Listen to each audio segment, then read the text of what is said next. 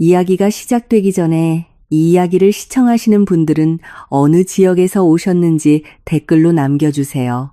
이 채널이 더욱 발전하여 더 흥미로운 이야기를 선보일 수 있도록 좋아요와 구독도 잊지 마세요. 우리의 새 집으로 향하는 길은 꿈만 같았다. 몇 시간 동안 민준이 운전하는 차는 점점 좁아지는 아스팔트 길을 가르며 도시의 번잡함을 멀리 뒤로 했다. 높은 빌딩들은 울창한 나무들로 대체되기 시작했고 살짝 열린 창문으로 들어오는 공기는 더 시원하고 깨끗하게 느껴졌다. 민주는 넘치는 열정으로 쉴 새 없이 이야기했다. 그는 그 집을 걸작, 즉 나를 위해, 우리를 위해 특별히 준비한 개인적인 천국이라고 묘사했다. 우리의 새로운 시작이야, 지은아. 그는 몇 번이고 그렇게 말하며 때때로 내 손을 꼭 잡았다. 그의 잘생긴 얼굴에서는 미소가 떠나지 않았다. 나도 그의 미소에 화답하며 같은 열정을 전염시키려 노력했다. 내 마음 한구석은 정말로 행복했다. 시끄럽고 단조로운 도시 생활에 지쳐 있었다. 자연 속의 집에서 평온을 약속받는 것은 매우 매력적으로 들렸다. 하지만 내 마음속 작은 한구석에서는 약간의 불안감이 느껴졌다. 이 외딴 곳은 너무나 완벽하게 고립된 느낌이었다. 마치 우리가 알던 세상과 완전히 단절될 것만 같았다. 마침내 우리가 도착했을 때 나는 숨을 멈췄다. 그 집은 높이 솟은 소나무 숲으로 둘러싸인 탁 트인 부지에 웅장하게 서 있었다. 건축 양식은 매우 현대적이었다. 커다란 유리벽과 짙은 색의 날카로운 선들이 줄을 이루었다. 그 집은 자연과 하나가 된 듯하면서도 대조를 이루었다. 너무나 아름다웠지만 위압감이 느껴지기도 했다. 어때? 마음에 들어, 자기야? 민준이 물었다. 그의 눈은 자부심으로 반짝였다. 나는 그저 고개를 끄덕일 수밖에 없었다. 너무나 경이로워서 말을 잇지 못했다. 그는 나를 위해 문을 열어주고 안으로 안내했다. 내부는 더욱 놀라웠다. 미니멀하고 우아한 가구들이 개방형 콘셉트의 넓은 공간에 완벽하게 배치되어 있었다. 거실의 거대한 유리벽은 소나무 숲의 풍경을 온전히 담아냈다. 마치 숲이 인테리어 장식의 일부인 것 같았다. 모든 가구는 새 것이었고 모든 기술은 최첨단이었다. 민주는 스마트 조명 시스템부터 통합된 실내 온도 조절 장치까지 모든 기능을 상세하게 설명했다. 그는 모든 스위치의 위치, 모든 기기의 작동법을 알고 있었다. 그의 세심함에 감명받았지만 우리가 이제 막 살게 될 집의 구석구석을 어떻게 그렇게 잘 알 수 있는지 조금 의아했다. 우리는 그날 오후 개인 짐을 풀며 시간을 보냈다. 아직 낯선 큰 집 안에서 우리의 웃음소리가 울려 퍼졌다. 민주는 우리를 위해 로맨틱한 저녁 식사를 준비했다. 그는 내가 가장 좋아하는 스테이크를 요리하고 비싼 와인 한 병을 땄다. 우리는 어두워지기 시작하는 소나무 숲의 실루엣을 배경으로 큰 유리창가에서 식사했다. 우리의 새로운 시작을 위하여. 민준이 잔을 들며 말했다. 나는 미소 지으며 건배했다. 그날 밤 그는 완벽한 남편이었다. 세심하고 로맨틱하고 사랑이 넘쳤다. 그는 이 외딴 곳에 대한 나의 모든 걱정이 근거 없는 것이라고 나를 안심시켰다. 이것은 우리가 친구, 심지어 가족의 방해 없이 서로에게 온전히 집중할 수 있는 기회라고 했다. 그렇게 말하면서 그는 나를 뚫어지게 쳐다봤다. 그의 시선에는 나를 약간 소름 돋게 하는 무언가가 있었지만 나는 곧 그 느낌을 떨쳐버렸다. 이 사람은 민준, 내 남편, 나를 너무나 사랑하는 남자다. 그를 도와 식탁을 치우다가 내 눈에 무언가가 들어왔다. 천장을 받치고 있는 커다란 나무들보 중 하나에 이상하게 보이는 작은 조각이 있었다. 그것은 눈 그림과 나선형이 합쳐진 모양이었다. 조각은 매우 섬세해서 자세히 보지 않으면 거의 보이지 않았다. 민준 씨, 이게 뭐예요? 내가 그 조각을 가리키며 물었다. 민준은 내 시선을 따라가더니 작게 웃었다. 아, 그건 아마 목수가 장난으로 새겨놓은 흔적일 거야. 신경 쓰지 마, 자기야. 오래된 집은 가끔 그런 독특한 점이 있거든. 그가 가볍게 대답했다. 나는 미간을 찌푸렸다. 그는 이 집이 처음부터 지어진 새 집이라고 하지 않았나? 하지만 나는 사소한 논쟁으로 그날 밤의 로맨틱한 분위기를 망치고 싶지 않았다. 그래서 고개를 끄덕이고 그 조각을 잊어버렸다. 저녁 식사 후 우리가 소파에서 쉬고 있을 때 민준의 휴대폰이 울렸다. 그는 전화를 받고 조금 멀리 걸어갔다. 그의 표정은 심각해 보였다. 통화는 오래 걸리지 않았다. 그가 돌아왔을 때 그의 얼굴빛이 변해 있었다. 자기야, 정말 미안해. 오늘 밤에 꼭 처리해야 할 급한 회사 일이 생겼어. 해외에서 온 중요한 고객이라 미룰 수가 없어. 그가 미안함 가득한 목소리로 말했다. 실망의 물결이 밀려왔다. 새 집에서의 첫날 밤인데 혼자 있어야 하다니. 내 얼굴을 보고 민주는 나를 꼭 안아주었다. 오래 안 걸릴 거야. 약속할게. 몇 시간이면 돼. 빨리 다녀올게. 자기는 그냥 쉬고 있어. 알았지? 몇 시간 동안 이 집이 온전히 자기 거라고 생각해. 그가 달랬다. 그는 내 이마에 오랫동안 입을 맞추고 차키를 집었다. 나는 그를 현관문까지 배웅했다. 문단속 잘하고 내가 돌아올 때까지 아무에게도 문 열어주지 마. 그가 당부했다. 나는 고개를 끄덕이고 그의 차가 멀어지는 것을 보았다. 불빛이 서서히 나무들 사이로 사라졌다. 이제 나는 정말 혼자였다. 따뜻하고 웅장하게 느껴졌던 집이 갑자기 너무 크고 너무 텅 비고 너무 고요하게 느껴졌다. 나는 문을 잠그고 거실로 돌아왔다. 정적이 너무나 짙고 절대적이어서 내 심장 박동 소리가 들릴 정도였다. 하지만 서서히 그 정적은 깨졌다. 낮은 윙윙거리는 소리가 들리기 시작했다. 아주 작고 거의 들릴 듯 말 듯 한 소리가 마치 벽 안에서 나는 것 같았다. 나는 그 소리의 근원지를 찾으려고 했지만 소리는 어디에나 있으면서도 어디에도 없었다. 그리고 그 윙윙거리는 소리와 함께 나는 무언가 냄새를 맡기 시작했다. 멀리서 무당집이나 제사상에서 피우는 진한 향 냄새 같은 옅고 기묘한 향기였다. 나는 모든 창문을 확인했다. 모두 단단히 닫혀 있었다. 이 냄새는 어디서 오는 걸까? 불안한 감정이 나를 엄습하기 시작했다. 나는 전화 신호도 잡히지 않는 숲속의 거대한 집에 혼자 있었고 이상한 소리를 듣고 신비로운 향기를 맡고 있었다. 우리만의 천국에서의 첫날 밤은 악몽의 시작처럼 느껴졌다. 불편한 느낌은 시간이 갈수록 커져만 갔다.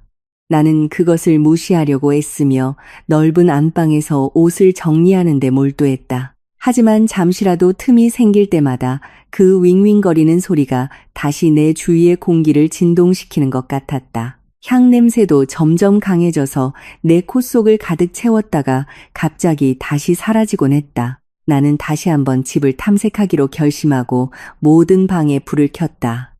마치 밝은 빛이 나를 감싸는 기묘한 느낌을 쫓아낼 수 있을 것처럼 이 집은 너무 완벽했다.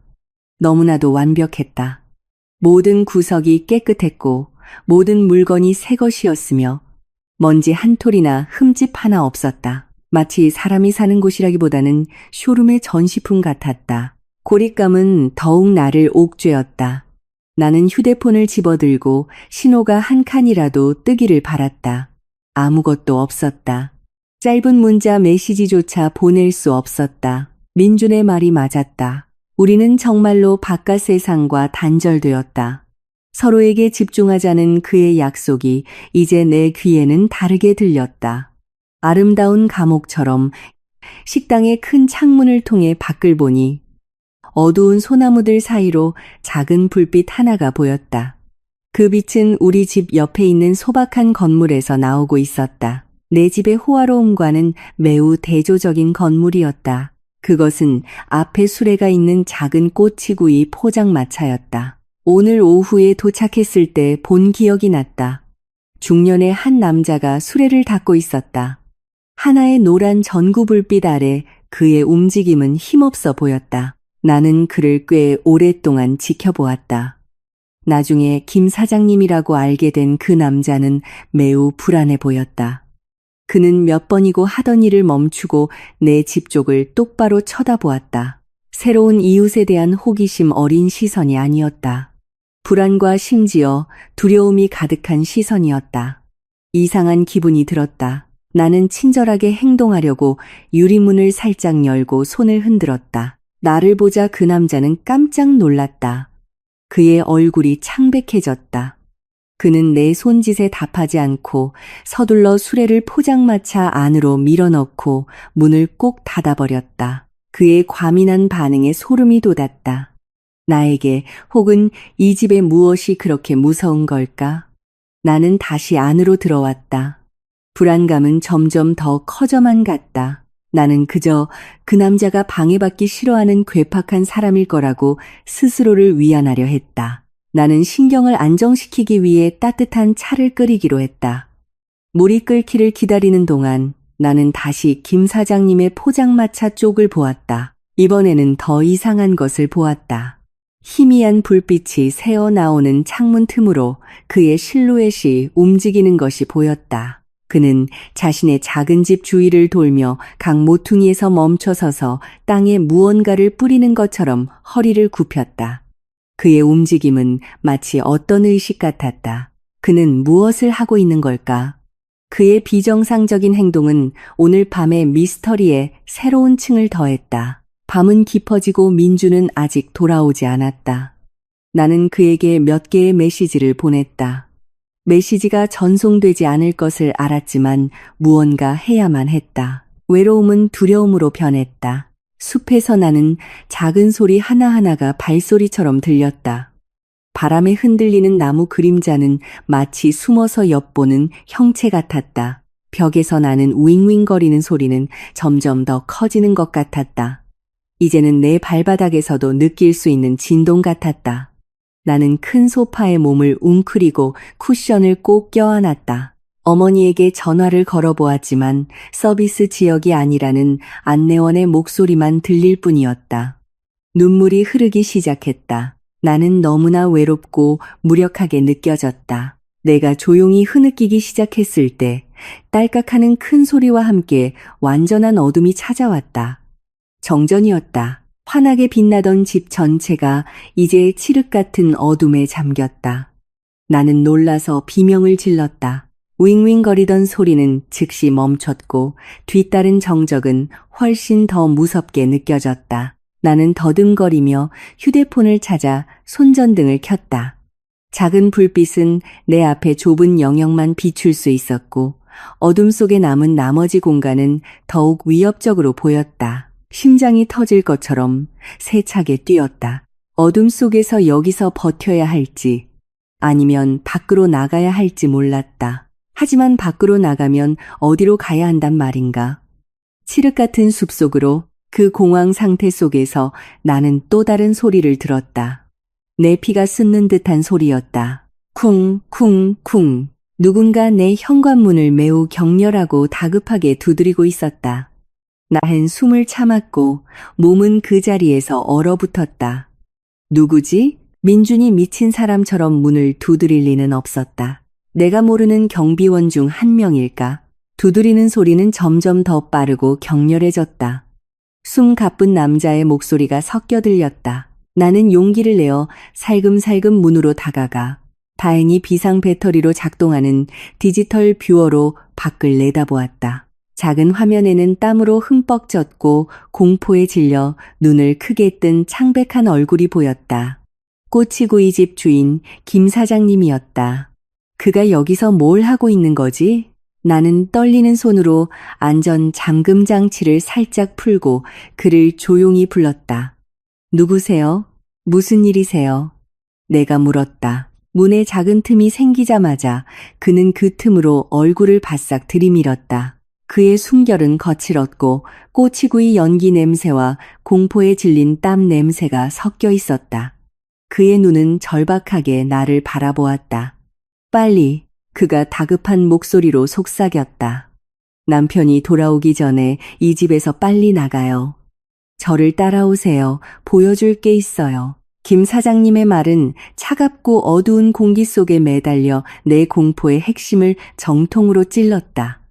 내 이성은 소리쳤다. 미친 짓이야. 문을 쾅 닫고 잠그고 남편인 민준이 돌아와서 이 겁에 질린 이상한 남자로부터 나를 보호해 줄 때까지 어딘가에 숨어야 해. 하지만 그의 광기 어리고 절박한 눈에는 무언가 있었다. 지난 몇 년간 나를 동반했던 민준의 완벽한 미소보다 더 진실하게 느껴지는 무언가.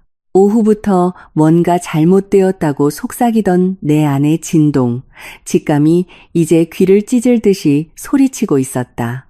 윙윙거리는 소리, 향냄새, 이상한 상징, 그리고 이제 이 모든 기이한 퍼즐 조각들이 끔찍한 그림을 형성하기 시작했다. 생각할 시간이 많지 않았다. 아까의 다급한 문 두드림은 긴급 상황을 암시했다. 내가 망설이는 매 순간이 치명적인 실수가 될 수 있었다. 무의식적으로 내 손이 저절로 움직여 나머지 안전 잠금 장치를 풀었다. 나는 얇은 잠옷만 입은 채 어두운 집 밖으로 나섰다. 이름조차 모르는 남자의 초대를 따랐다. 빨리 소리내지 마요. 김 사장님이 속삭였다. 그는 내 팔을 잡아 끌어 웅장한 내 집 현관에서 멀어지게 했다. 우리는 포장된 길이 아니라 소리를 낼 수 있는 자갈을 피해 그 옆에 젖은 풀밭 위를 걸었다. 밤 공기가 내 피부를 찔렀다. 우리 주위의 어둠은 너무나 짙어서 달도 별도 없었다. 오직 잠자는 괴물처럼 솟아있는 소나무들의 검은 그림자뿐이었다. 전에는 평온하게 들렸던 귀뚜라미와 밤벌레 소리가 이제는 사악한 속삭임처럼 들렸다. 김 사장님은 빨리 걸었다. 그의 걸음걸이는 마치 어둠 속에서도 이 땅의 모든 구석을 외우고 있는 듯 단호했다. 나는 비틀거리며 그를 따랐다. 심장은 여전히 세차게 뛰고 있었다. 내 집과 그의 가게 사이의 거리는 아마 50m도 되지 않을 것이다. 하지만 그날 밤은 위험으로 가득 찬 1km를 여행하는 것 같았다. 발밑에서 부러지는 나뭇가지 소리에 나는 움찔했다. 나는 계속해서 뒤를 돌아보았다. 이제는 어둠 속의 거대한 검은 실루엣일 뿐인 내 집 쪽으로. 민준이 갑자기 돌아와서 내가 없는 것을 발견할까봐 두려웠다. 우리는 그의 작은 가게 앞에 도착했다. 그는 삐걱거리는 낡은 열쇠로 문을 열었다.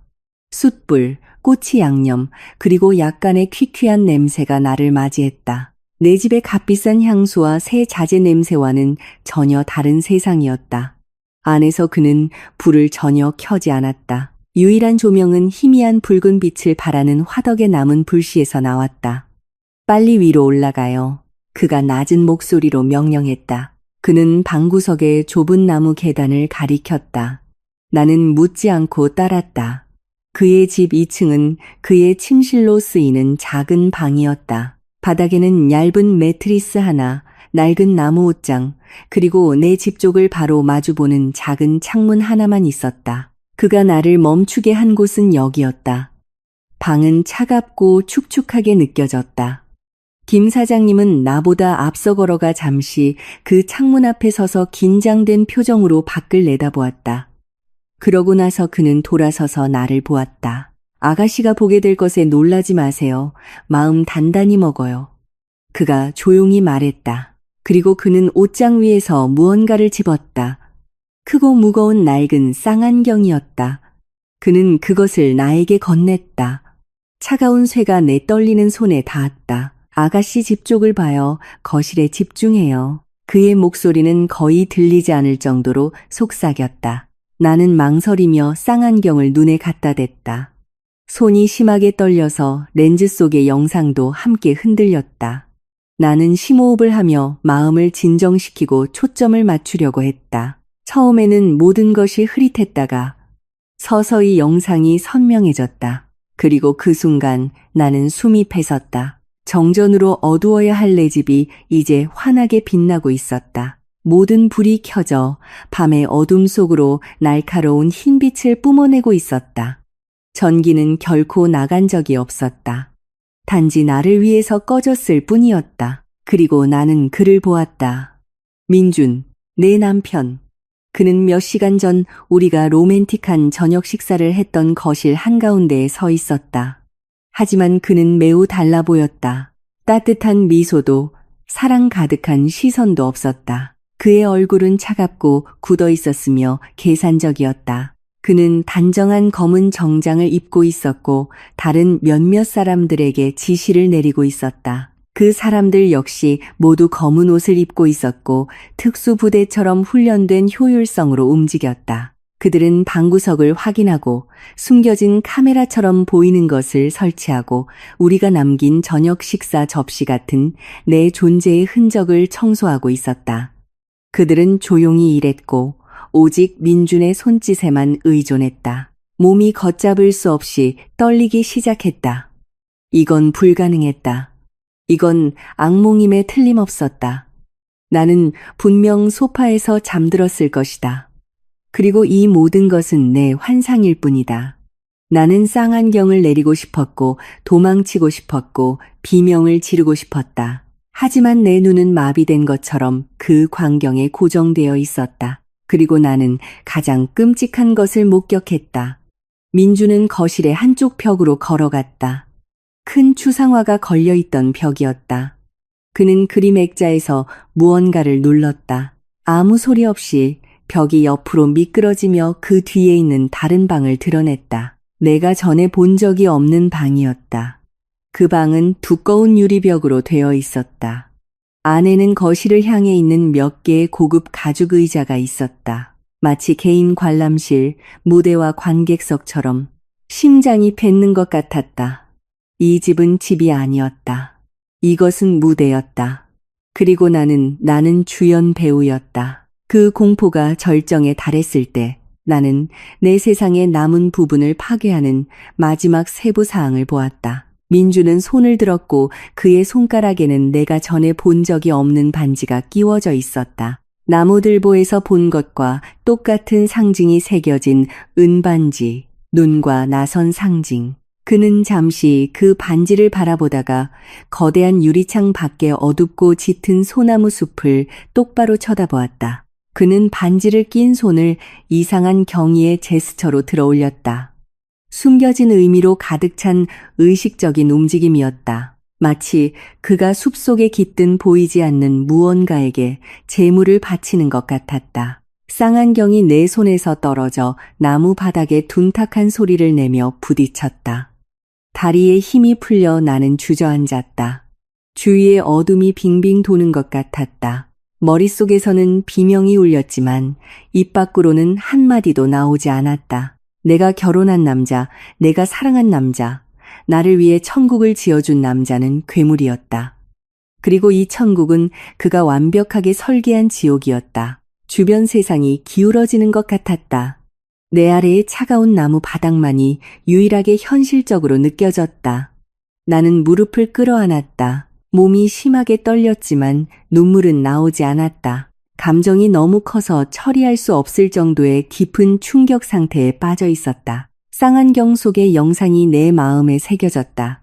민준의 차가운 얼굴, 숨겨진 방, 그리고 그의 끔찍한 의식적인 제스처. 그와 함께한 모든 아름다운 기억이 이제는 독이 든 거짓말처럼 느껴졌다. 모든 웃음, 모든 포옹, 모든 사랑의 말이 나를 이곳으로, 이 도살장으로 데려오기 위한 거대한 연극의 일부였다. 김 사장님이 내 앞에 쭈그려 앉았다.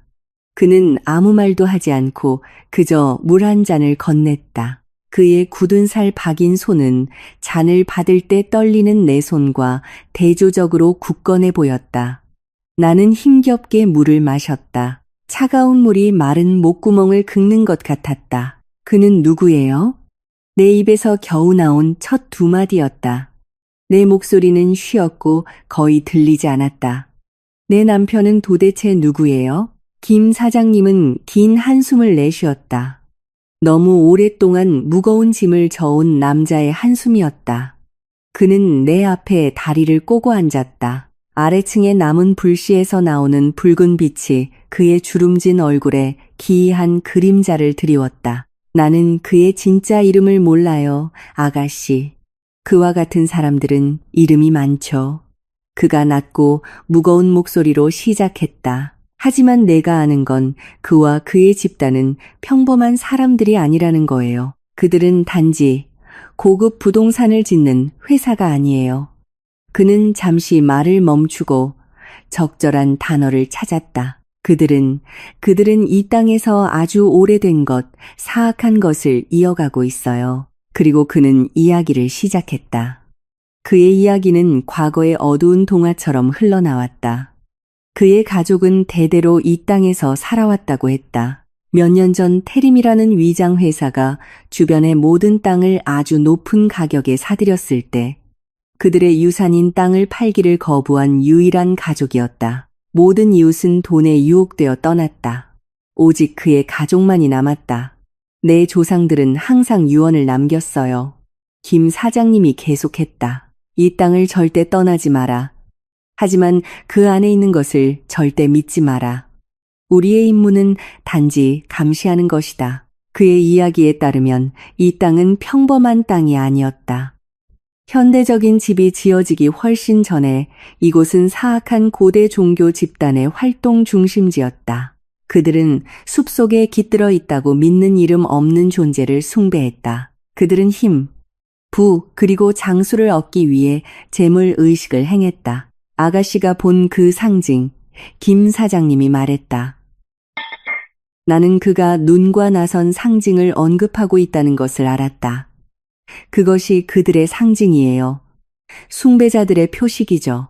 김 사장님에 따르면 민준이 속한 집단은 그 고대 종교 집단의 현대적인 환생이었다. 구성원들은 모든 것을 가졌지만 여전히 더 많은 것을 갈망하는 초부유층, 엘리트들이었다. 그들은 더 이상 숲속에서 예복과 단검으로 의식을 행하지 않았다.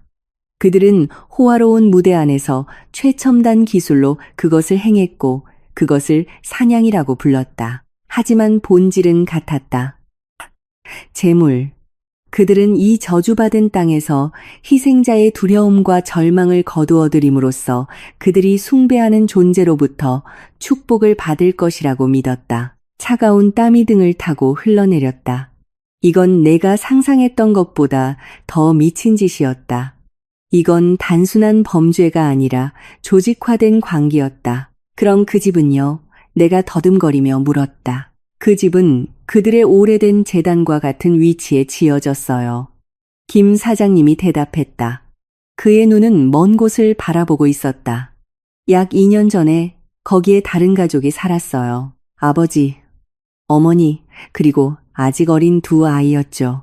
그들도 아가씨처럼 희망에 차 있었고 천국을 찾았다고 생각했어요. 나는 경고를 주려고 했어요.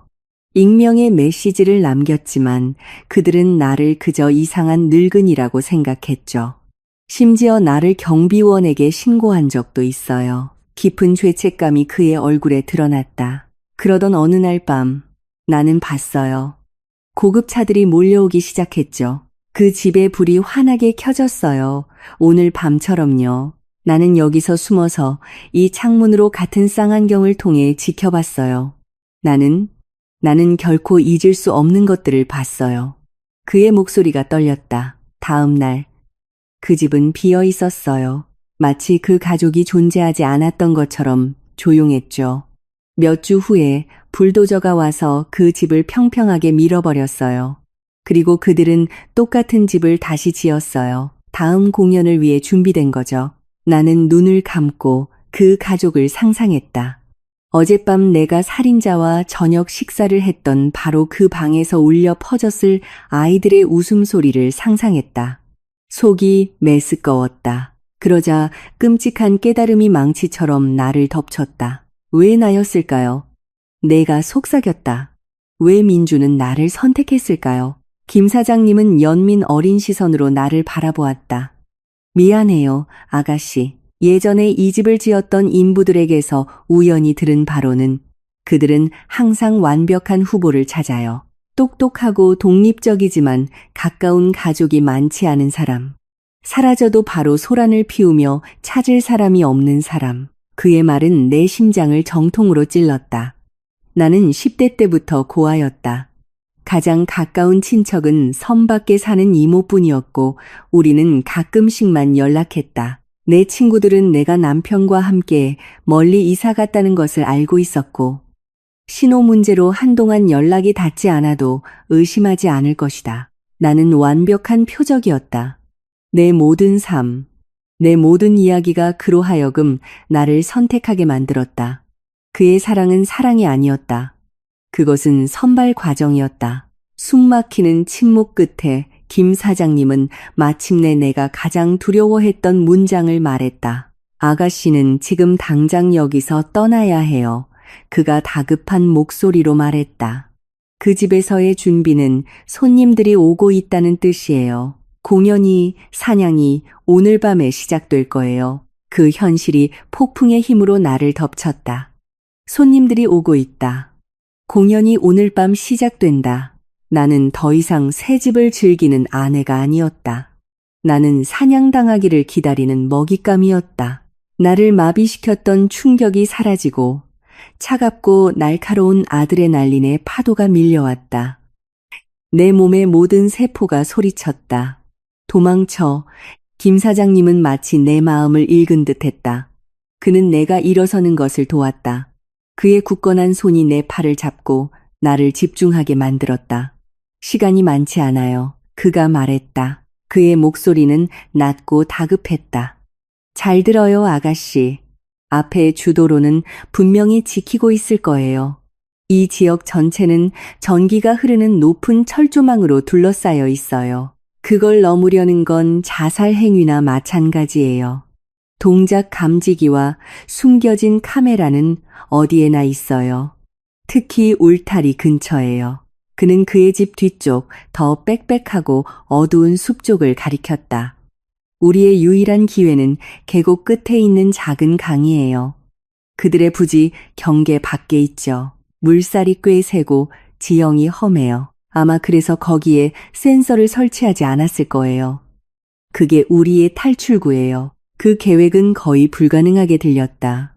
쫓기면서 어둠 속에서 낯선 숲을 헤쳐나간다는 것은 하지만 나에게 다른 선택지가 무엇이 있었는가? 여기에 머무는 것은 죽음을 기다리는 것을 의미했다. 나는 고개를 끄덕였다.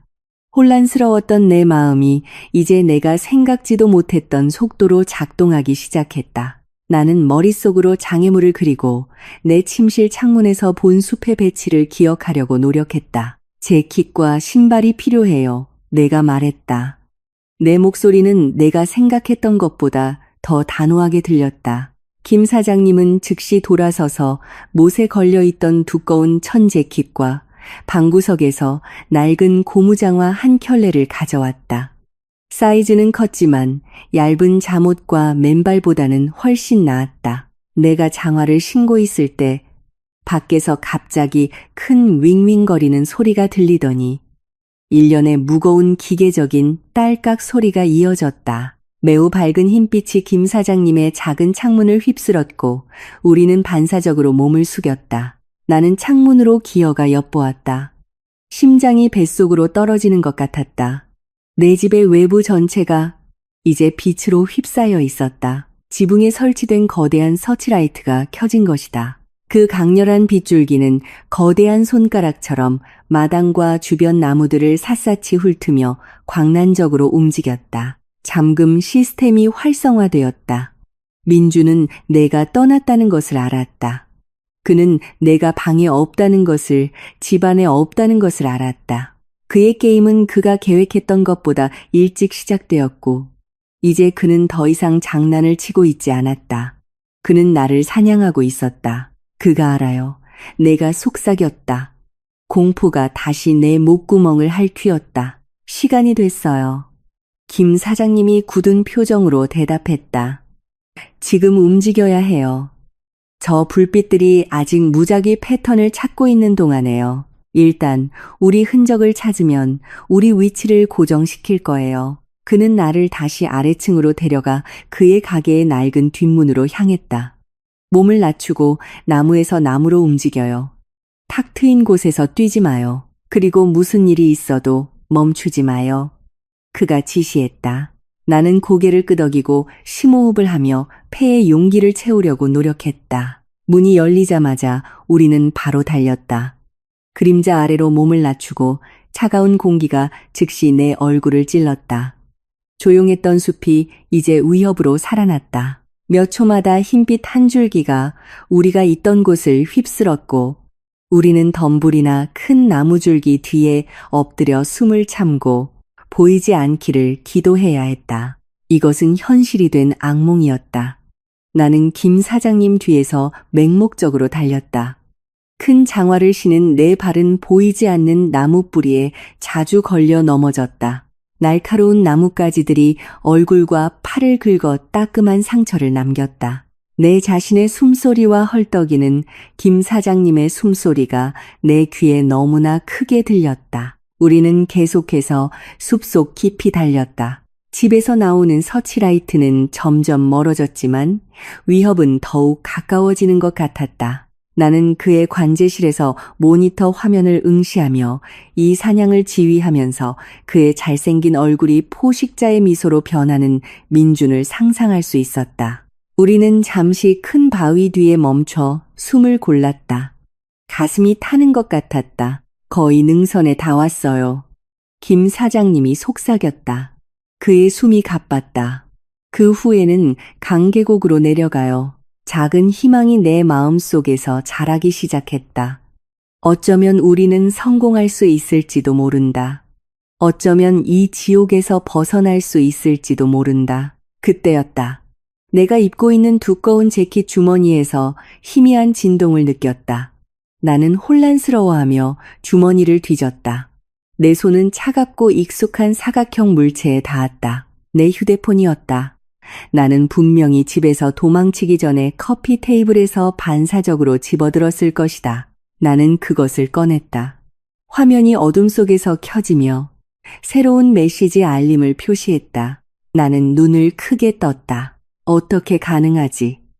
여기는 신호가 전혀 없는데. 나는 떨리는 손가락으로 메시지를 열었다. 민준에게서 온 메시지였다. 단 한 문장이었지만 그 문장은 내 혈관의 피를 얼리고 내가 방금 쌓아 올린 모든 희망을 무너뜨리기에 충분했다. 메시지는 이랬다. 자기야, 어디 있어? 숨바꼭질하지 마. 게임은 아직 시작도 안 했어. 나는 그 화면을 응시했다. 그 단어들이 나를 조롱하며 춤추는 것 같았다. 신호는 결코 사라진 적이 없었다.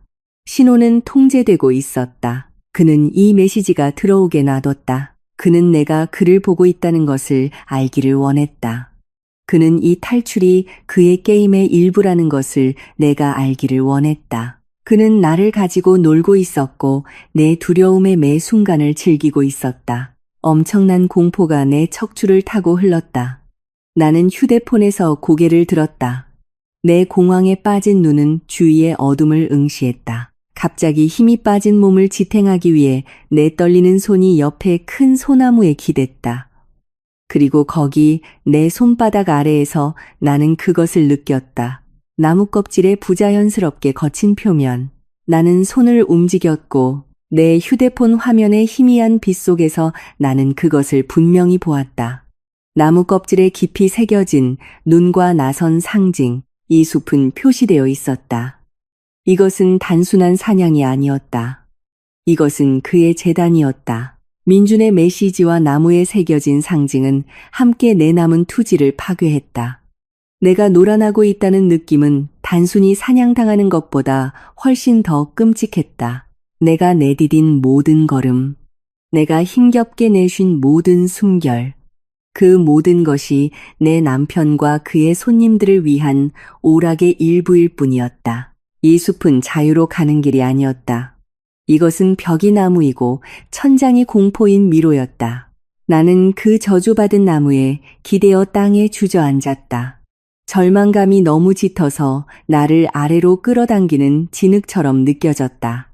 그는 알아. 내가 김 사장님보다는 나 자신에게 더 가까운 쉰 목소리로 속삭였다. 그는 우리가 어디 있는지 정확히 알아. 이 모든 것은 그에게는 그냥 게임일 뿐이야. 처음으로 나는 김 사장님의 눈에서 희미한 의심의 빛을 보았지만 그는 즉시 그것을 떨쳐버렸다. 그는 내 어깨를 잡고 부드럽지만 단호하게 흔들었다. 그가 이기게 놔두지 마요, 아가씨. 그가 원하는 것을 얻게 놔두지 마요. 아가씨의 두려움이 그의 양식이에요. 그의 말은 내가 곧 발견하게 될 신비로운 글과 공명했다. 계속 움직여야 해요. 그의 머리는 정교할지 몰라도 그는 나처럼 이 숲을 알지 못해요. 그의 절박한 용기는 나에게 전염되었다. 그래, 맞다. 만약 내가 여기서 포기한다면 그의 모든 희생과 위험은 헛될 것이다. 나는 일어섰다. 다리는 여전히 떨렸지만 내 결심은 다시 굳어지기 시작했다. 이제 어디로 가요? 내가 물었다. 김 사장님은 주위를 둘러보며 어둠 속에서 그들의 위치를 파악하려고 했다. 그의 눈은 멀리 있는 무언가에 고정되었다. 나무들 사이에서 거의 보이지 않는 형태였다. 저기, 그가 가리켰다. 여기서 멀지 않은 곳에 낡은 발전소 초소가 있어요. 수십 년 전에 여기에 있던 목재 가공 공장의 유물이죠. 민준의 회사는 그것을 결코 파괴하지 않았고 그냥 썩게 내버려뒀어요. 어쩌면 그곳은 사각지대일지도 몰라요. 두꺼운 콘크리트 기초를 가진 낡은 건물, 아마도 그의 열 센서가 통과하지 못할 거예요. 이건 도박이지만 우리는 잠시 숨어서 생각할 곳이 필요해요. 그것이 우리의 유일한 희망이었다. 우리는 다시 움직이기 시작했다. 이번에는 더 느리고 더 조심스럽게 그림자에서 그림자로 숨어들었다. 내가 예상했던 희미한 사이렌 소리나 추적견 소리는 멀리서 결코 들려오지 않았다. 이 사냥은 조용했다. 사적이었다. 그것이 더 끔찍하게 느껴졌다. 약 10분 정도 걸은 후에 우리는 그것을 발견했다. 이끼로 검게 변한 작은 붉은 벽돌 건물이었다. 대부분은 야생 덩굴 식물로 덮여 있었다. 지붕은 일부 구멍이 났고 두꺼운 금속으로 만들어진 문은 심하게 녹슬어 보였다. 그곳은 고요함과 방치의 기운을 내뿜고 있었다. 약간의 노력 끝에 김 사장님은 잠겨있지 않은 문을 여는데 성공했다. 사용되지 않은 경첩이 삐걱거리는 소리가 숲의 정적 속에서 귀를 찢을 듯 했다. 우리는 즉시 안으로 숨어들어 문을 다시 닫고 완전한 어둠과 숨막히는 퀴퀴한 냄새에 휩싸였다. 안의 공기는 무거웠고 낡은 기름, 두꺼운 먼지, 그리고 습기 냄새로 가득했다. 김 사장님이 성냥을 켰다. 깜빡이는 불빛 속에서 우리는 그 방의 내용물을 볼 수 있었다. 거대한 녹슨 발전기 기계가 선사시대 동물의 시체처럼 방 한가운데에 서 있었다. 벽은 낡은 전기 패널과 늘어진 케이블로 가득했다. 잠시 동안 우리는 숨을 쉴 수 있었다. 두꺼운 벽돌벽은 숲의 소리를 차단했고 머리 위의 지붕은 안전하다는 착각을 주었다. 우리는 안전했다. 적어도 잠시 동안은 우리는 그 귀중한 휴식 시간을 이용해 상태를 점검했다. 내 발은 물집이 잡혔고 손은 긁힌 상처로 가득했다. 김 사장님은 매우 지쳐 보였다. 우리가 조용히 앉아 힘을 모으려고 할 때 내 눈에 이상한 것이 들어왔다.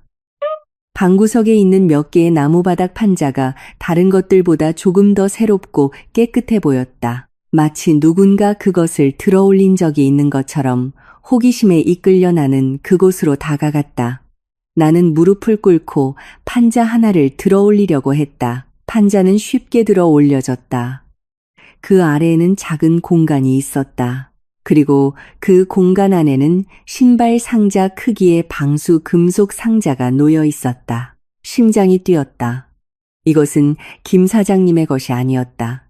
이것은 다른 누군가가 남긴 것이었다. 나는 떨리는 손으로 상자를 꺼냈다. 무거웠다. 나는 그것을 열었고 그 내용물의 속이 울렁거렸다. 낡은 벨벳 천에 쌓여 끔찍한 개인 소지품 컬렉션이 있었다. 2시 17분에 멈춘 유리가 깨진 남성용 손목시계, 행복하게 웃고 있는 부부의 사진이 들어있는 여성용 은색 하트 모양 펜던트, 눈 하나가 빠진 작은 곰인형, 그리고 다른 사람들의 신분증이 들어있는 몇 개의 지갑. 이것은 이전 희생자들의 표시 없는 무덤이었다. 사냥꾼이 남긴 개인 박물관이거나 어쩌면 희생자 중 한 명의 마지막 은신처일지도 모른다. 상자 바닥 모든 끔찍한 물건들 아래 또 다른 물건이 하나 있었다. 낡은 가죽 표지의 작은 일기장이었다. 나는 그것을 집어들고 열었다. 안의 필체는 처음에는 단정했지만 마지막 페이지로 갈수록 점점 더 흐트러지고 공황에 빠져 있었다. 그 책은 역사학자인 성호라는 남자의 것이었다. 그는 김 사장님이 이야기한 가족의 아버지였다. 초기 페이지에서 그는 그 아름다운 새 집으로 이사온 기쁨에 대해 썼다. 하지만 서서히 그의 기록은 내가 경험했던 것과 같은 기이한 일들로 가득 차기 시작했다. 윙윙거리는 소리, 감시당하는 느낌, 그리고 여러 곳에서 발견된 눈과 나선 상징. 역사학자로서 그는 그 상징과 그 땅의 역사에 대해 조사하기 시작했다. 그가 발견한 것은 그를 공포에 떨게 했다. 나는 마지막 페이지, 그의 마지막 기록으로 넘어갔다. 그의 필체는 거의 읽을 수 없었고 마치 극심한 공포 속에서 서둘러 쓴 것 같았다. 그 기록은 짧았지만 그 단어들은 영원히 나를 괴롭힐 것이다. 그는 이렇게 썼다. 그들은 단지 죽이는 것이 아니다. 그들은 두려움을 수확하고 있다고 믿는다. 이 땅에는 더 오래된 무언가가 있다. 그 감정을 먹는 무언가. 이 집은 무대가 아니다. 그것은 깔때기다. 공포를 집중시키는 도구. 오, 신이시여. 그들이 내 아이들을 데리러 온다. 그 문장 뒤에는 의미 없는 낙서만 있었다. 나는 일기장을 닫았다. 손이 심하게 떨렸다. 이제 나는 이것이 단순히 살인 조직보다 더 깊고 어둡다는 것을 이해했다. 민중과 그의 고객들은 단지 오락을 찾는 것이 아니었다. 그들은 무언가를 먹이고 있었다. 그리고 오늘 밤 내 두려움이 그들의 주된 재물이었다. 그 일기장은 내 손에서 무겁게 느껴졌다. 물리적인 무게 때문이 아니라 그것이 담고 있는 진실의 무게 때문이었다. 역사학자 아리스의 마지막 말은 모든 것을 바꾸었다. 이것은 더 이상 살인자로부터 도망치는 것이 아니었다. 이것은 의식에서 살아남는 것이었다. 민준과 그의 고객들은 단지 피에 굶주린 관객이 아니었다. 그들은 의식을 거행하는 숭배자들이었다. 그리고 내 두려움, 내 절망이 그들이 찾는 재물이었다. 내 공황 상태 속에서 차갑고 날카로운 새로운 자각이 형성되기 시작했다.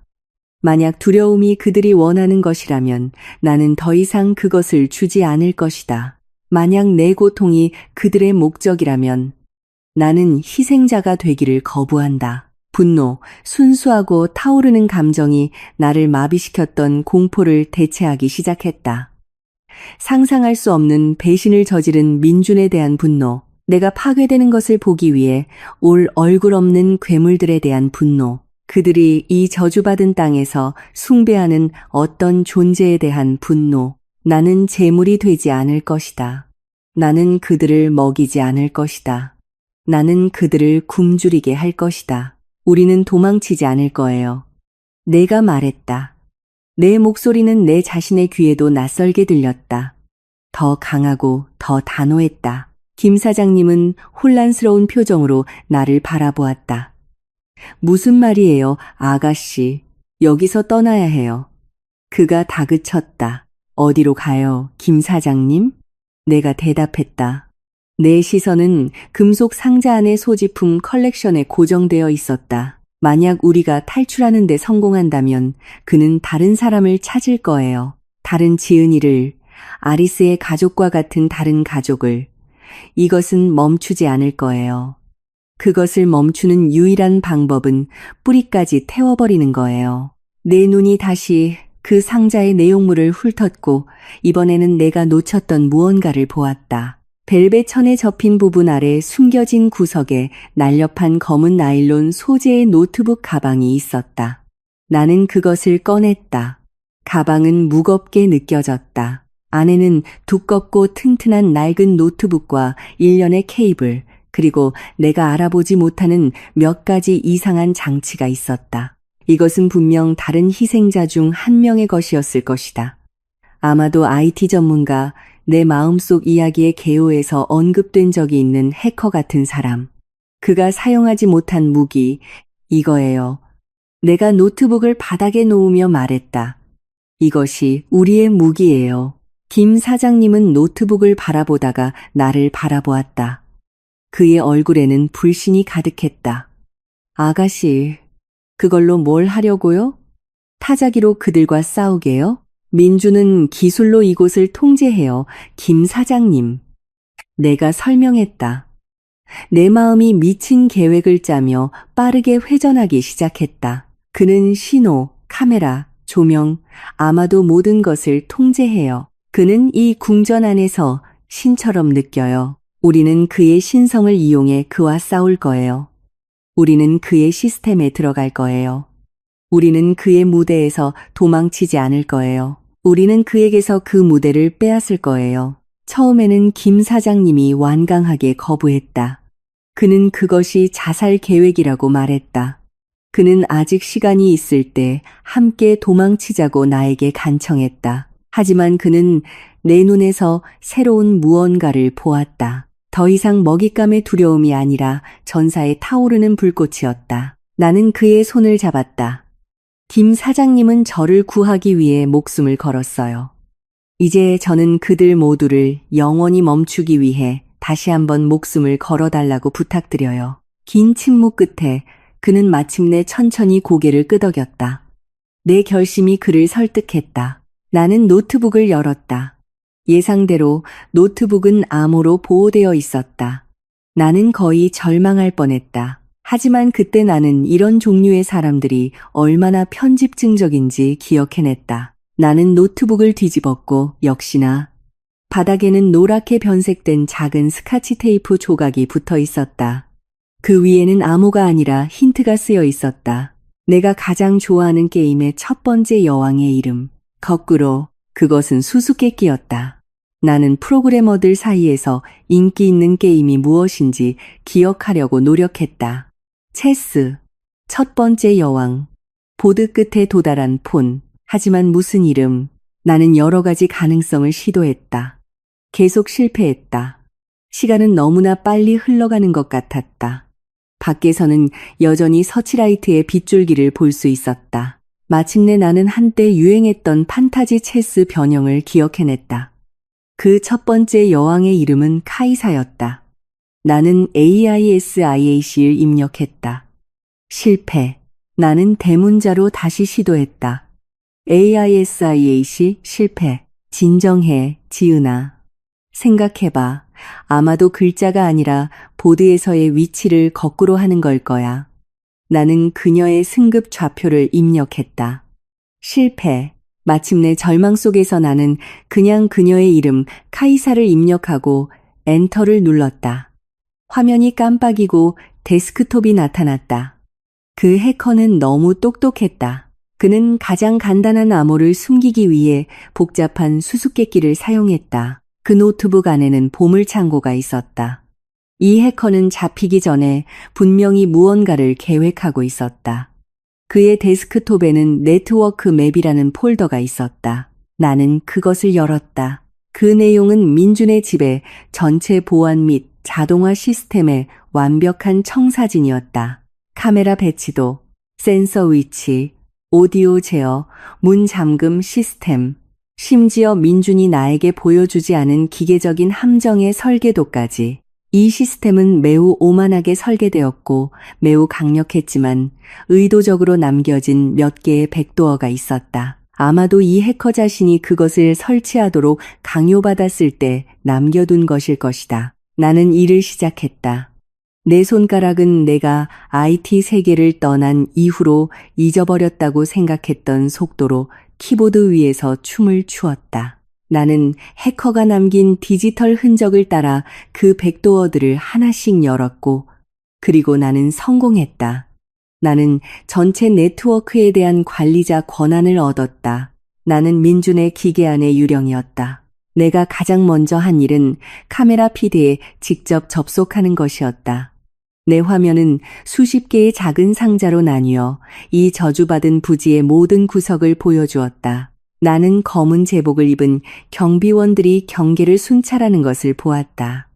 나는 어두운 숲을 보았고 그리고 주 거실을 보았다. 심장이 세차게 뛰었다.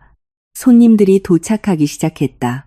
그들은 소리 없는 검은 세단에서 내려 우아하게 내 집으로 걸어 들어왔다. 그들은 비싸고 우아한 옷을 입은 중년의 남녀였다. 하지만 그들의 얼굴은 차갑고 표정 없는 흰색 도자기 가면으로 덮여 있었다. 어떤 것은 평평한 얼굴 모양이었고, 어떤 것은 약간 미소 짓고 있었고, 어떤 것은 슬퍼 보였다. 그들은 신원을 알 수 없는 괴물들의 집단이었다. 민주는 문에서 그들을 맞이했다.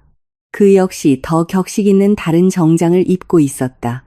그는 완벽한 집주인처럼 행동하며 가면을 쓴 악마들을 집 안으로 초대했다. 그들은 거실을 지나 그 숨겨진 관람실로 들어갔다. 그들은 고급 가죽 의자에 조용히 앉아 공연이 시작되기를 기다렸다. 내가 무대 위로 끌려 나오기를 기다렸다. 나는 그 화면을, 그 조용하고 교양 있는 괴물들의 파티 광경을 응시했다. 내 분노가 끓는 점에 도달했다. 나는 그들이 지켜보게 놔두지 않을 것이다. 오늘 밤 감독은 나일 것이고 그들 모두는 내 남편을 포함하여 그들의 마지막 공연의 스타가 될 것이다. 숲속에서 겁에 질려 도망치던 표적에서 이제 나는 그들이 나를 위해 만든 세 장의 완전한 통제권을 쥔 축축한 낡은 초소에 앉아 있었다. 감독의 자리는 이제 내 것이었다. 김 사장님은 내 뒤에 서서 경의와 공포가 뒤섞인 표정으로 노트북 화면을 응시했다. 그는 이 복수 작전에서 내 무대 스태프가 되었다. 내 첫 번째 단계는 신중해야 했다. 나는 바로 모든 것을 꺼버릴 수 없었다. 민주는 즉시 그의 시스템에 침입자가 있다는 것을 알게 될 것이고 이 계획은 시작하기도 전에 실패할 것이다. 나는 영리하게 행동해야 했다. 진정한 유령이 되어야 했다. 나는 가장 기본적인 것부터 시작했다. 감시. 나는 가장 먼 숲 구역에 있는 몇 개의 카메라를 선택했다. 빽빽한 나무들 외에는 아무것도 향하지 않는 카메라. 나는 5분짜리 반복 녹화 또는 루프를 만들었다. 보안 모니터를 보는 사람에게는 그 구역이 조용하고 아무것도 없는 것처럼 보일 것이다. 하지만 그곳이 바로 우리가 움직일 안전한 경로를 만들 곳이었다. 우리는 그 집으로 돌아가야 해요. 내가 김 사장님에게 말했다. 이 설계도는 주 서버 센터가 부엌 아래 지하실에 있다고 보여줘요. 그들을 완전히 가두고 모든 것을 외부 세계에 방송하려면 그곳에 물리적으로 접속해야 해요. 김 사장님은 침을 삼켰다. 사자굴로 돌아간다는 생각은 분명 그를 두렵게 했다. 하지만 그는 그저 고개를 끄덕였다. 그는 나를 믿었다. 돌아가는 길은 우리의 탈출보다 100배는 더 긴장되었다. 모든 걸음이 도박이었다. 나는 노트북을 손에 들고 우리의 눈으로 사용했다. 멈춰요. 내가 갑자기 속삭였다. 김 사장님은 나무줄기 뒤에서 즉시 얼어붙었다. 화면에서 나는 한 경비원이 우리 위치로 다가오는 것을 보았다. 심장이 세차게 뛰었다. 그는 우리가 숨어 있는 곳에서 불과 몇 미터 떨어진 곳에 멈춰 서서 담배에 불을 붙였다. 우리는 숨을 참았다. 나는 신속하게 그 구역의 오디오 시스템에 접속했다. 나는 시스템의 사운드 데이터 뱅크에서 나무까지 부러지는 소리를 선택하고 그 경비원의 왼쪽으로 약 50m 떨어진 곳에서 재생했다. 그의 머리가 즉시 그 소리 쪽으로 돌아갔다. 그는 담배를 버리고 돌격 소총을 들어 올리고 그 가짜 소리의 근원지를 향해 천천히 걸어갔다. 지금이에요. 내가 속삭였다. 우리는 즉시 오솔길을 가로질러 달려 그림자 속으로 더 깊이 들어갔다. 성공이었다. 나는 그들의 눈과 귀를 통제할 수 있었다. 우리는 더 이상 궁지에 몰린 쥐가 아니었다. 우리는 그들을 괴롭히는 유령이었다. 우리는 발각되지 않고 집의 뒷벽에 도착했다. 내가 본 설계도에 따르면 빽빽한 덤불 뒤에 숨겨진 서비스 환기구가 있었다. 경험 많은 김 사장님은 소리 없이 덮개를 여는 데 성공했다. 우리는 한 명씩 좁고 먼지 투성이인 통로로 기어들어가 지하실로 향했다. 우리가 안에 들어가 잠시 안전해졌을 때 나는 내 공연의 첫 번째 막을 시작할 때라고 결심했다. 나는 민준이나 경비원들을 직접 공격할 수 없었다. 나는 그의 관객들을 먼저 공격할 것이다. 나는 관람실 안에 카메라에 접속했다. 가면을 쓴 손님들은 조용히 앉아 있었다. 그들 중 일부는 조용히 대화를 나누고 있었다. 다른 사람들은 그저 무대가 될 것이를 멍하니 바라보고 있었다. 피 흘리는 것을 기다리며 나는 그들의 얼굴을 화면에 보여주지 않을 것이다. 아직은 그것은 나의 비장의 카드였다. 나는 그들의 마음을 먼저 공격할 것이다. 나는 그 관람실 안에 최첨단 오디오 시스템을 활성화했다. 나는 내가 전에 들었던 나를 미치게 만들었던 낮은 윙윙거리는 소리를 다시 재생하는 것으로 시작했다. 나는 아주 작게 시작했다. 거의 들리지 않게. 그러고 나서 서서히 볼륨을 높였다. 나는 카메라를 통해 그들 중 일부가 의자에서 불안하게 움직이기 시작하는 것을 보았다. 그들은 서로를 바라보며 너도 들었어? 라고 묻는 것 같았다. 그러고 나서 나는 다음 층을 추가했다. 내가 가져온 아리스의 일기장을 사용하여 왜곡된 목소리로 그의 가장 끔찍한 말들을 속삭이는 내 목소리를 녹음했다. 두려움을 수확하다. 공포를 집중시키는 깔때기. 더 오래된 무언가가 먹고 있다. 나는 그 문장들을 조각내어 벽에 다중지점 스피커를 사용하여 투사했다. 그 속삭임들은 마치 사방에서 오는 것처럼 들렸고 나타났다가 사라지며 그들을 괴롭혔다. 공황 상태가 보이기 시작했다. 조용했던 손님들은 이제 긴장해 보였다. 그들은 가면 뒤에서 속삭이기 시작했다. 그들 중 한 명이 일어서서 유리 반대편에 있는 민준에게 다가가 벽을 가리키며 항의하는 것처럼 보였다. 거실에 있는 민준은 분명히 그들이 듣는 것을 들을 수 없었지만 그들의 불안함을 볼 수 있었다. 그는 이어피스에 손가락을 대고 분명히 그의 기술팀에게 무슨 일이 일어나고 있는지 묻고 있었다. 나는 다른 카메라에서 그것을 볼 수 있었다. 위층의 작은 관제실에 있는 기술자들은 혼란스러워 보였다. 그들의 콘솔을 확인했지만 문제를 찾지 못했다. 왜냐하면 문제는 그들의 콘솔에 있는 것이 아니었기 때문이다. 문제는 나였다. 이것이 내가 기다리던 순간이었다. 나는 이미 그들의 통신 주파수를 분리해냈다. 나는 민준이 짜증 섞인 목소리로 관람실에서 무슨 일이야? 저 이상한 소리 좀 멈춰 라고 말하는 것을 들을 수 있었다. 아무도 그에게 대답할 수 없었다. 몇 번의 클릭으로 나는 그의 채널을 하이제킹했다. 나는 오직 그의 이어피스만이 내 전송을 받도록 했다. 다른 모든 시스템은 정상으로 유지되었다. 그가 의식의 속삭임에 점점 더 겁에 질린 그의 손님들을 혼란스럽게 바라보고 있을 때 나는 내 메시지를 보냈다. 내가 젠더 없는 차가운 속삭임으로 바꾼 목소리를 사용하여 나는 그의 귀에 직접 세 단어만 말했다. 오늘 밤의 재물은 거부되었다. 내 노트북 화면에서 나는 그것을 분명히 보았다. 민준의 몸이 굳어졌다. 짜증나던 그의 얼굴이 창백하게 변했다. 그의 눈은 충격과 혼란으로 커졌다. 그리고 내가 그를 안 이후로 처음으로 나는 그의 눈에서 희미한 두려움의 빛을 보았다. 그는 방금 그의 기계 안에서 유령의 목소리를 들었다. 새로운 감독이 무대를 장악했다. 내가 그의 시스템을 통해 민준의 귀에 직접 속삭인 짧은 메시지는 폭발을 일으키는 불꽃이었다. 노트북 화면에서 나는 그의 얼굴에 나타난 놀라움이 순식간에 억제할 수 없는 분노로 바뀌는 것을 보았다. 완벽한 남편이자 친절한 집주인의 가면이 즉시 벗겨져 그 뒤에 있는 괴물의 얼굴을 드러냈다. 그는 더 이상 관람실에서 불안해하는 손님들을 신경 쓰지 않았다. 그는 더 이상 그가 힘들게 준비한 공연에 신경 쓰지 않았다. 그의 포식자 본능이 지배했다. 그는 침입자, 그의 시스템 안에 배신자가 있다는 것을 알았다. 우아한 구경거리가 되어야 했던 사냥이 이제 그가 신속하고 잔인하게 해결해야 할 개인적인 문제로 변했다. 집 전체를 봉쇄해. 알파팀, 2층부터 쓸어. 브라보팀, 나랑 같이 관제실로. 집안에 쥐새끼가 있어. 그가 통신기에 대고 소리쳤다. 그의 크고 명령적인 목소리가 내 이어피스 안에서 울렸고 위층에서도 희미하게 들렸다. 그들이 오고 있었다. 우리 시간은 거의 다 되었다. 김 사장님, 문을 막아요. 지금 당장.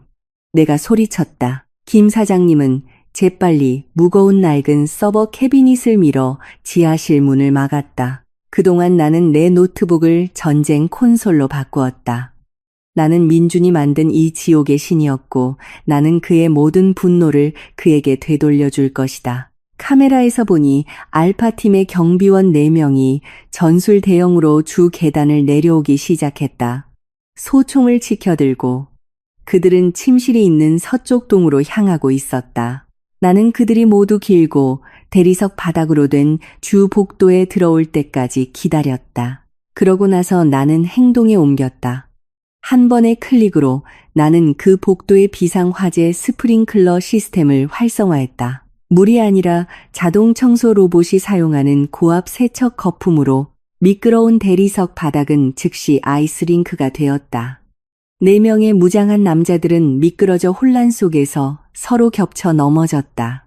그들의 무기가 떨어져 나갔다. 그들이 회복하기 전에 나는 천장에 서치라이트를 켜고 고주파수의 눈부신 스트로브 모드로 바꾸고 최대 볼륨으로 화재 경보를 울렸다. 그들은 눈을 찌르는 빛과 귀를 찢는 소리에 완전히 마비되고 방향 감각을 잃었다. 한편 민준과 3명으로 구성된 브라보팀은 위층의 관제실로 향하고 있었다. 나는 그들을 내버려 두었다. 나는 민준이 자신이 한 발 앞서 있다고 느끼게 하고 싶었다. 그들이 관제실 문 앞에 도착했을 때 나는 그 문을 디지털로 잠갔다. 민준은 욕을 하며 부하들에게 문을 부수라고 명령했다. 그때 나는 다시 복도에서 혼란에 빠진 알파팀에게로 주의를 돌렸다. 나는 복도 끝에 있는 큰 와인 저장고의 문을 열었다. 그러고 나서 나는 복도의 모든 불을 껐다. 오직 열린 저장고 문을 정확히 비추는 서치라이트 하나만 남겨두고 그것을 유일하게 안전해 보이는 곳으로 만들었다. 예상대로 공황에 빠진 그들은 즉시 그 빛을 향해 달려가 저장고 안에서 피난처를 찾았다. 4명이 모두 들어오자마자 나는 저장고의 강철 문을 쾅 닫고 잠갔다. 알파팀 끝. 한 팀 처리했어요. 내가 입을 벌리고 화면을 응시하는 김 사장님에게 말했다. 위층에서 민준은 마침내 관제실 문을 부수는 데 성공했다. 하지만 그들은 텅 빈 방만 발견했다. 기술자들은 소란을 듣고 이미 도망쳤다. 민준은 수동 제어판이 무력화된 것을 깨닫고 분노의 차 콘솔을 내리쳤다. 그는 여기 없어. 그가 소리쳤다. 그는 주 서버를 하이제킹했어. 그는 아래에 있어. 민준은 이제 우리가 어디에 있는지 정확히 알았다. 그는 브라보 팀을 위해 남겨두고 혼자서 지하실로 가는 계단으로 걸어갔다. 그는 혼자서 나를 상대할 수 있다고 확신하는 듯 끔찍한 자신감을 갖고 움직였다. 그때 나는 김 사장님에게 마지막 지시를 내렸다. 이 노트북이에요, 김 사장님. 주 서버에 비상위성 접속 패널이 있어요. 이걸 연결하세요. 데스크톱에서 생방송이라는 프로그램을 여세요. 제가 다 설정해 놨어요. 제가 신호를 주면 화면에 큰 빨간 버튼을 누르세요. 제가 소리칠 때까지 누르지 마세요. 내가 숨을 헐떡이며 말했다. 김 사장님은 고개를 끄덕였다. 그의 얼굴은 창백했지만 결의에 차 있었다. 나는 여기서 민준을 기다리지 않을 것이다. 나는 우리의 마지막 싸움이 좁고 어두운 지하실에서 벌어지게 놔두지 않을 것이다. 나는 그의 주 무대에서 그를 마주할 것이다. 나는 다른 서비스 문을 통해 서버실에서 몰래 빠져나와 주층으로 올라갔다. 나는 넓은 거실 한가운데에 섰다. 내 도살장이 되어야 했던 곳. 나는 기다렸다. 잠시 후 민준이 부엌 쪽에서 나타났다. 그는 나를 보고 멈춰섰다. 그의 얼굴에 나타난 분노는 약간의 혼란과 섞여 있었다. 그는 내가 탁 트인 곳에서 그를 기다릴 것이라고 예상하지 못했다. 그의 뒤로 유리벽을 통해 나는 관람실에 있는 가면을 쓴 손님들을 볼 수 있었다. 그들은 서서 유리에 붙어 있었다. 그들의 불안함은 호기심으로 바뀌었다. 그들은 공연을 보게 될 것이다. 하지만 그들이 돈을 낸 공연은 아닐 것이다. 지은아, 민준이 말했다. 그의 목소리는 차갑고 감정이 없었다. 내 게임은 끝났어. 지금 항복하면 내 죽음을 빨리 끝내줄지도 몰라. 나는 웃었다. 건조하고 유머 없는 웃음소리. 내 게임이라고. 민준. 끝난 건 내 게임이야. 내 의식은 실패했어. 내 재물이 반란을 일으켰어. 분노가 다시 그의 눈에서 타올랐다. 넌 내가 싸우고 있는 힘에 대해 아무것도 몰라. 나는 충분히 알아. 내가 대답했다. 내 목소리는 조용한 방 안에서 울려 퍼졌다. 나는 너와 내 친구들이 부하가면 뒤에 숨은 비겁한 괴물들의 집단이라는 걸 알아. 너희는 다른 사람들의 고통으로 어둠을 먹이지. 오늘 밤 그 어둠은 굶주릴 거야. 말은 충분해. 그가 나를 향해 돌진했다. 그의 움직임은 뱀처럼 빨랐다. 그는 더 이상 나를 그의 아내로 보지 않았다. 제거해야 할 표적으로 보았다. 그가 나를 잡기 위해 뛰어들 바로 그 순간 나는 남은 모든 힘을 다해 내가 할 수 있는 한 가장 크게 소리쳤다. 내 목소리는 내가 이미 활성화시킨 숨겨진 마이크를 통해 집 전체에 울려 퍼졌다. 지금이에요, 김 사장님. 내 비명은 모든 것의 끝을 촉발하는 신호였다. 지하실에서 김 사장님의 떨리는 손가락이 노트북 화면의 가상 빨간 버튼을 눌렀다. 즉시 집에 숨겨진 비상위성 연결이 활성화되었다. 고객에게 위험 신호를 보내기 위해서가 아니라 그 안에서 벌어지는 공포를 전 세계에 토해내기 위해서였다. 동시에 나는 내가 쥐고 있던 작은 리모컨의 버튼을 눌렀다. 관람실에서 귀를 찢는 경보음이 울리고 일련의 두꺼운 강철 셔터가 즉시 천장에서 내려와 귀를 먹먹하게 하는 굉음과 함께 유리벽 전체를 덮었다. 가면을 쓴 손님들은 이제 그들의 강철 상자 안에 갇혔다. 완전한 어둠 속에서 점점 커지는 그들의 공황 상태와 함께 비명과 굉음에 놀란 민주는 잠시 망설였다. 그 망설임은 내가 그의 돌진을 피할 수 있는 찰나의 시간을 주었다. 사이버 공간에서 한 비디오 링크가 불처럼 퍼지기 시작했다. 처음에는 해커가 노트북에 준비해둔 수십 명의 탐사 저널리스트와 인권운동가의 이메일 주소로만 거기서부터 그 링크는 소셜미디어로 폭발했다. 설명도 맥락도 없었다. 오직 끔찍한 제목뿐이었다. 재물의 집, 엘리트들의 인간 사냥을 목격하라. 퍼뜨려주세요. 그 링크를 클릭한 사람들은 생생하고 혼란스러운 광경을 보게 되었다. 화면은 여러 개의 보안 카메라 피드로 나뉘었다. 한 상자는 4명의 기절한 무장한 남자들이 있는 어수선한 복도를 보여주었다. 다른 상자는 잠긴 관제실 문 앞에서 공황에 빠진 다른 3명의 경비원을 보여주었다. 그리고 가장 큰 주상자는 매우 호화로운 거실에서 부유해 보이는 남자와 겁에 질렸지만 필사적인 여자 사이에 생사를 건 싸움을 보여주었다. 검열도 편집도 없었다. 모든 것이 생중계되었다. 집안에서 민주는 아직 이 더 큰 재앙을 깨닫지 못했다. 그는 단지 그의 계획이 망가졌다는 것만 알았다. 그는 눈먼 분노로 나를 다시 공격했다. 우리의 싸움은 잔인하고 절박했다. 그는 나보다 훨씬 강했지만 나는 이점이 있었다. 나는 내가 공부한 설계도에서 이 집의 모든 구석을 알고 있었다. 나는 유리 커피 테이블을 그에게 걷어차서 그를 비틀거리게 했다. 나는 책장 뒤에 숨겨진 벽 제어판으로 달려갔다. 그가 다가왔을 때 나는 방분할 기능을 활성화했다. 얇지만 튼튼한 벽이 천장에서 내려와 우리를 잠시 분리했다. 이제 칠흑같이 어두운 관람실에서 고객들의 공황에 찬 비명과 문 두드리는 소리가 희미하게 들렸다. 고통을 구경하러 온 그들이 이제 자신들의 공포를 느끼고 있었다. 그 두드리는 소리가 민준의 집중력을 흐트러뜨렸다. 그때였다. 테이블 위에 놓여 있던 그의 휴대폰이 멈추지 않고 진동하기 시작했다. 기절한 경비원들의 휴대폰들도 뒤따랐다. 수십 개의 알림이 동시에 들어왔다. 생방송에서 그의 얼굴을 알아본 친구, 가족, 사업 동료, 모든 사람들이 그에게 연락하려고 했다. 민주는 멈춰섰다. 그는 격렬하게 진동하는 자신의 휴대폰을 바라보다가 새로운 공포에 찬 시선으로 주위를 둘러보았다. 그는 천장의 작은 검은 점들을 바라보았다. 그의 승리를 기록하기 위해 그가 직접 설치한 카메라들. 그는 마침내 이해했다. 그의 무대가 공개 처형대로 변했다는 것을. 그의 얼굴은 분노로 가득 차 있다가 이제는 완전한 절망의 텅 빈 캔버스로 변했다.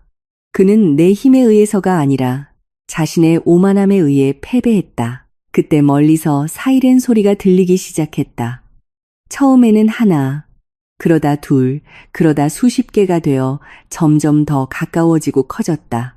생방송에 내장된 GPS가 그들을 이 지옥으로 직접 안내했다. 싸움은 끝났다. 나는 그저 거기 서 있었다. 숨을 헐떡이며 민준이 주먹에 의해서가 아니라 현실에 의해 패배하여 바닥에 주저앉는 것을 보았다. 생방송은 계속되었고 모든 순간을 포착했다. 특수부대 팀이 현관문을 부수고 들어오는 순간, 민준이 손을 들고 저항 없이 체포되는 순간, 그의 잘생긴 얼굴이 이제 창백하게 변해 경찰 뒤를 따르는 뉴스 카메라에 비치는 순간, 그리고 가장 만족스러운 순간, 구조팀이 중장비를 사용하여 관람실의 강철문을 강제로 여는 순간, 한 명씩 공포에 떨던 세계의 엘리트들이 어둠 속에서 카메라 불빛 속으로 끌려 나왔다. 그들의 가면이 벗겨져 공포에 질려 지켜보는 세계의 판사, 정치인, 그리고 유명 CEO들의 얼굴을 드러냈다. 몇 달 후 세상은 변했다. 재물의 집 스캔들은 정부를 무너뜨리고 다국적 기업을 파괴했다. 재판은 전 세계적인 구경거리가 되었다. 나는 증언대에 서서 모든 것을 이야기했다. 피고석에 앉은 민주는 내가 알던 남자의 텅 빈 껍데기일 뿐이었다. 그의 매력은 사라지고 모든 것을 잃은 남자의 공허한 시선으로 대체되었다. 그와 그의 모든 고객들은 종신형을 선고받았다. 모든 법적인 폭풍이 잠잠해진 후 나는 선택의 기로에 섰다. 국가에 압수된 조직의 자산 대부분이 나와 신원이 확인된 다른 희생자들의 가족을 위한 보상금으로 할당되었다. 그 돈은 내가 사라져서 새로운 신분으로 세계의 다른 편에서 새로운 삶을 시작하고 모든 것을 잊으려고 노력하기에 충분했다. 모두가 나에게 그렇게 하라고 조언했다. 그 저주받은 땅에서 가능한 한 멀리 떠나라고. 하지만 나는 떠날 수 없었다. 떠난다는 것은 그 장소가 이기게 놔두는 것을, 그 어두운 에너지가 남아 미래의 다음 먹잇감을 기다리게 놔두는 것을 의미했다. 그래서 나는 많은 사람들이 미친 짓이라고 생각하는 일을 했다. 나는 그 보상금의 대부분을 사용하여 그 부지 전체를 사들였다. 김 사장님은 놀라지 않은 유일한 사람이었다. 그는 이해했다. 내 첫 번째 단계는 내가 찾을 수 있는 가장 큰 철거팀을 고용하는 것이었다. 나는 단지 그 집이 파괴되기를 원하지 않았다. 나는 그 장소의 모든 기초, 모든 케이블, 모든 콘크리트 조각이 땅에서 들어 올려져 사라지기를 원했다. 그 과정은 몇 주가 걸렸고 나는 매일 그것을 감독했다. 벽 하나가 무너질 때마다 내 어깨의 짐이 조금씩 가벼워지는 것을 느꼈다. 땅이 완전히 평평하고 깨끗해진 후 나와 김 사장님은 멈추지 않았다. 우리는 그것을 비워두지 않았다. 우리는 진정한 일을 시작했다. 우리는 인근 마을 주민들, 환경운동가들, 그리고 참여하고 싶어하는 다른 희생자들의 가족들을 초대했다. 함께 우리는 심기 시작했다. 우리는 수백, 그리고 수천 그루의 나무를 심었다. 우리는 한때 공포의 재단이었던 땅을 자연보호구역, 생명에 헌정된 새로운 숲으로 바꾸었다. 중심점, 정확히 그 집의 거실이 있던 자리에 우리는 기념비나 기념탑을 세우지 않았다. 우리는 그저 튼튼한 느티나무 한 그루를 심었다. 생명의 상징, 보호, 그리고 가장 손상된 땅에서도 자랄 수 있는 힘의 상징. 몇 년 후 그곳은 알아볼 수 없게 되었다. 한때 위협적으로 느껴졌던 소나무 숲은 이제 무성하고 평화로운 자연보호구역의 일부가 되었다. 비명소리는 새소리와 놀러오는 마을 아이들의 웃음소리로 대체되었다. 나는 결코 멀리 이사가지 않았다. 나는 인근 마을에 작고 소박한 집을 샀다. 김 사장님은 그의 가게에 남아서 이제는 공원 방문객들에게 내가 전에 본 적이 없는 진심 어린 미소로 꼬치구이를 팔았다. 때때로 우리는 이제 무성해진 그 느티나무 아래에 나무 벤치에 함께 앉곤 했다. 우리는 말을 많이 하지 않았다. 그럴 필요가 없었다. 우리는 그냥 거기 앉아 살랑이는 바람을 느끼고 우리 주위에서 번성하는 생명을 보았다. 나는 결코 그 밤을 잊을 수 없을 것이다. 하지만 나는 그것이 나를 정의하도록 놔두기를 거부했다. 나는 희생자도 사냥꾼도 활동가도 되지 않았다. 나는 단지 무덤 위에 정원을 심기로 선택한 사람이 되었다. 그리고 그 평화로운 정적 속에서 나는 마침내 민준이 이 모든 것의 시작에서 약속했던 것을 찾았다. 하지만 나만의 방식으로 새로운 시작을 15년은 길면서도 짧은 시간이었다. 묘목을 무성한 그늘로 바꾸기에는 충분히 길었고 추운 날씨가 오면 흉터가 여전히 아프게 느껴지기에는 충분히 짧았다. 나는 튼튼한 나무 벤치에 앉아 얼굴에 비치는 따뜻한 오후 햇살을 느꼈다. 내 옆에는 이제 머리가 완전히 하얗게 센 김 사장님이 낡은 보온병에서 따뜻한 차를 마시고 있었다. 우리 앞에는 15년 전에는 상상도 할 수 없었던 풍경이 펼쳐져 있었다. 우리가 저주받은 땅의 중심에 심었던 반얀트리는 이제 웅장한 거인이 되었다. 그 뿌리는 땅을 굳건히 잡고 있었고 그 무성한 가지는 마치 계곡 전체를 덮고 있는 것 같았다. 그 주위에는 우리가 희망의 숲 공원이라고 이름 붙인 자연보호구역이 무성하게 자라나 새, 나비, 그리고 평온을 찾아오는 마을 주민들을 위한 녹색 천국이 되었다. 초원에서 연을 날리는 아이들의 웃음소리가 공기 중에 울려 퍼지며 한때 내 꿈을 괴롭혔던 비명의 메아리를 지워버렸다. 저 여학생이 아까부터 계속 아가씨를 쳐다봐요. 김 사장님이 조용히 말했다. 그의 지혜로운 눈이 우리에게서 멀지 않은 벤치에 혼자 앉아있는 젊은 여자를 힐끗 보았다. 그 여자는 노트 한 권을 들고 망설이는 듯했다. 나는 그 시선을 알았다. 호기심, 감탄, 그리고 약간의 두려움이 가득한 시선. 15년이 지났지만 재물의 집 이야기는 도시전설이 되었다. 저널리즘, 범죄학, 심지어 사회학 수업에서도 연구되는 살해 연구. 그리고 나 생존자 지으는 그 신화의 일부가 되었다. 마침내 그 여학생이 용기를 냈다. 그녀는 다가왔다. 그녀의 걸음걸이는 정중하고 존경심이 가득했다. 실례합니다. 지은 선생님. 그녀가 조용한 목소리로 물었다. 방해해서 죄송합니다. 저는 저널리즘을 전공하는 학생입니다. 저는 대형 사건 폭로에서 미디어의 영향에 대한 졸업 논문을 쓰고 있습니다. 선생님의 사건이 제 주요 초점입니다. 나는 옅게 미소 지었다. 나는 수년 동안 대형 미디어의 수십 건의 인터뷰 요청을 거절했다. 하지만 이 여학생의 눈에는 진심이 담겨 있었다. 15분만요. 내가 말했다. 그녀의 얼굴이 환하게 밝아졌다. 그녀는 우리 앞에 잔디에 앉아 노트를 폈다. 그녀의 질문은 표준적인 것들로 시작되었다.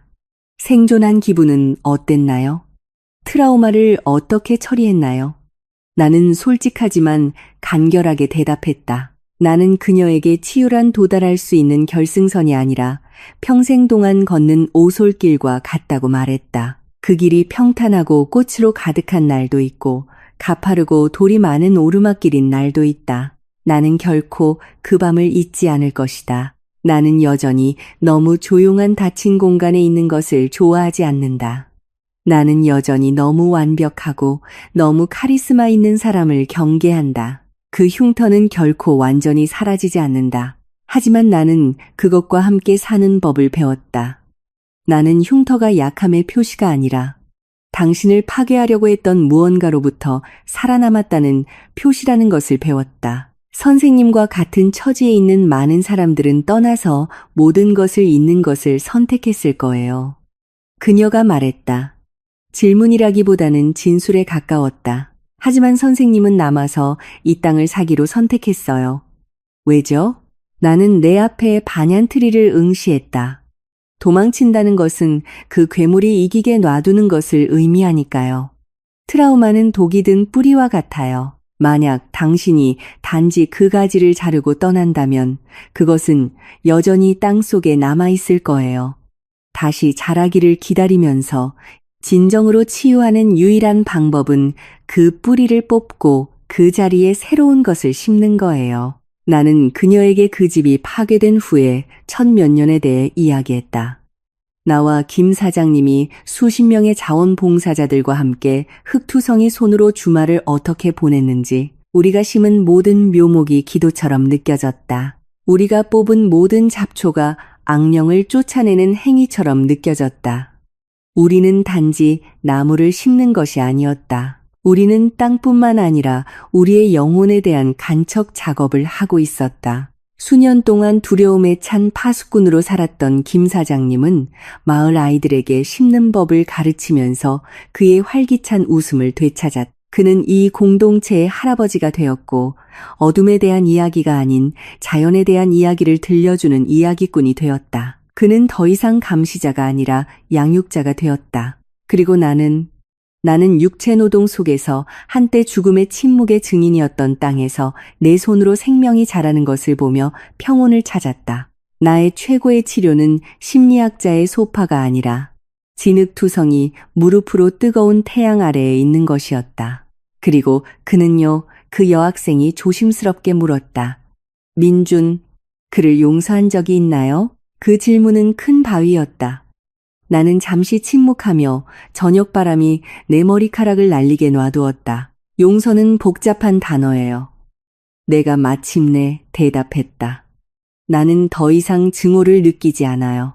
증오는 당신이 다른 사람이 죽기를 바라면서 혼자 마시는 독과 같아요. 나는 오래전에 그 독을 버렸어요. 하지만 그의 행동을 용서한다고요?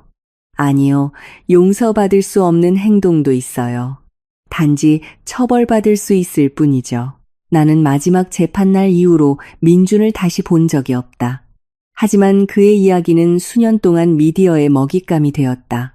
그는 최고 보안 교도소에 수감되었다. 그의 모든 부와 인맥도 거기서는 그를 도울 수 없었다. 보도에 따르면 천몇 년 동안 그는 여전히 간수들과 다른 수감자들에게 그의 매력을 사용하려고 노력했다. 여전히 교활한 조종자의 역할을 하려고 노력했다. 하지만 그 콘크리트 벽 안에서 그의 매력은 쓸모가 없었다. 그는 단지 수감자 번호 734일 뿐이었다. 내가 몇 년 전에 읽은 마지막 보고서는 교도소 심리학자가 쓴 것으로 그를 망가진 남자로 묘사했다. 후회 때문에 망가진 것이 아니라 패배 때문에 망가졌다. 그는 하루 종일 완전한 침묵 속에서 텅 빈 감방벽을 응시하며 보냈다. 권력을 숭배했던 괴물은 마침내 권력의 부재에 의해 패배했다. 그가 이 땅에서 숭배했던 어두운 존재는 쇠창살 뒤에서의 재물에는 관심이 없는 것 같았다. 그의 운명은 이 공원의 운명과 완벽한 대조를 이루었다. 그는 죽은 콘크리트 상자 안에 갇혀 있었고 나는 생명으로 가득 찬 열린 공간에 앉아 있었다. 그것이 진정한 카르마였다. 마지막 질문 하나만 더요, 선생님. 그 여학생이 시간이 거의 다 된 것을 느끼며 말했다. 이 모든 것을 겪고 나서 얻은 가장 큰 교훈은 무엇인가요? 나는 미소 지었다.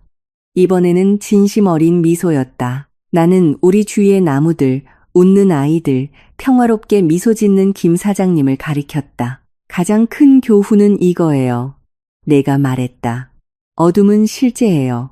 상상할 수 없는 악은 이 세상에 존재해요. 하지만 적절한 순간에 켜진 작은 불꽃 하나가 그 모든 어둠의 숲을 재로 태워버릴 수 있어요. 그리고 그 재 위에는 항상 새로운 무언가가 자랄 기회가 있어요. 그러니 괴물에 대한 이야기에 너무 집중하지 마세요. 내가 그녀에게 조언하며 계속했다. 왜냐하면 괴물은 결국 항상 패배하고 잊힐 테니까요. 그 후에 자라나는 정원에 집중하세요. 왜냐하면 진정한 희망은 거기에 있으니까요. 그 여학생은 노트를 닫았다. 그녀의 눈에는 눈물이 고여 있었다. 감사합니다, 선생님. 정말 감사합니다. 그녀가 속삭였다. 그녀는 우리 둘에게 정중하게 고개를 숙이고 떠나갔다. 단지 그녀의 졸업 논문을 위한 이야기뿐만 아니라 아마도 삶에 대한 새로운 관점을 가지고 그녀가 떠난 후 나와 김 사장님은 다시 편안한 침묵 속에 앉았다. 해가 지기 시작하며 하늘을 주황색, 분홍색, 그리고 남색의 팔레트로 물들였. 멀리 산사에서 저녁 예불을 알리는 범종 소리가 들리기 시작했다. 평온과 성찰을 위한 부름. 15년이 지났다. 나는 살아남았고 나는 치유되었다. 그리고 한때 나의 지옥이었던 이 땅에 나는 마침내 나만의 천국을 건설하는 데 성공했다.